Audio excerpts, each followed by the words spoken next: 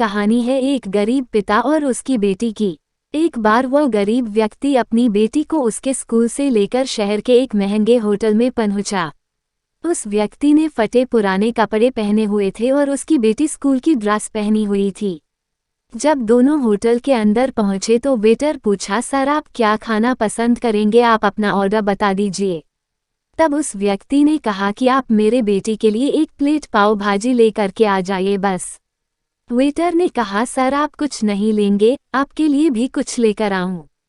तो गरीब व्यक्ति ने कहा, मेरे लिए कुछ नहीं, आज मेरी बेटी के लिए पार्टी है। मैंने इससे वादा किया था कि अगर तुम इस जिले में 10th क्लास में टॉप करोगी तो तुम्हें मैं सबसे महंगे होटल में पार्टी दूंगा, तो आप सिर्फ बच्चे के लिए पाव भाजी ले आइए। वेटर ये बात सुनते ही दौड़कर अपने मालिक के पास गया और बोला कि सर आपसे एक छोटी सी रिक्वेस्ट है कि आप मेरी सैलरी से पैसा काट लेना, लेकिन आज मैं चाहता हूं कि उस बच्ची के साथ उसके पिता को भी एक प्लेट पाव भाजी खिलाया जाए, क्योंकि उस बच्ची ने पूरे जिले में 10th क्लास में टॉप किया है। वो गरीब पिता है, ज़्यादा पैसे नहीं होंगे, इसलिए कह रहा है सिर्फ बच्ची के लिए ले आओ।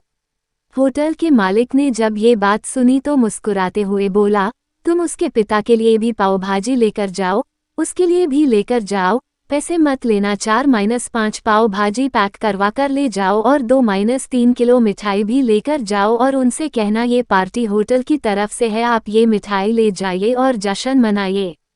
जब वेटर ने 2 प्लेट पाव भाजी लेकर गया तो वह व्यक्ति चौंक गया और बोला, मैंने तो एक ही मंगाई थी, मेरे पास पैसे नहीं है।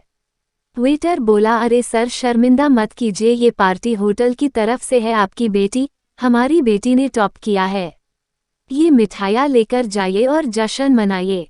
पिता और बेटी खुश हो गए और चले गए। कई साल बीत गए। उस गरीब पिता की लड़की अब यूपीएससी की तैयारी करके कलेक्टर बन चुकी थी और इत्तेफाक से उसी शहर में उसकी पोस्टिंग हुई थी। उस लड़की ने उस होटल में सूचना पहुंचा दी कि मैं उस होटल में लंच करने के लिए आ रही हूँ। होटल के मालिक ने जब ये सुना तो होटल को पूरी तरह से सजावा दिया।